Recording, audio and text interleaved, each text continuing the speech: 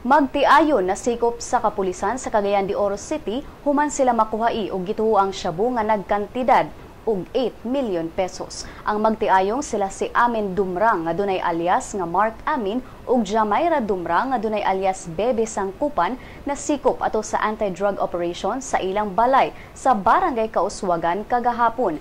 Ang duha nakuhaan og kapin sa 50 grams sa shabu o sa kini kakalapasan sa Section 11 sa Article 2 sa Comprehensive Dangerous Drugs Act of 2002.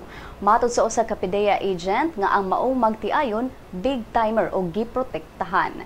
Gikatakdang isang at ang kaso batok sa duha karong adlaw ug kung mapamatud-an nga guilty, mahukman sila og life imprisonment.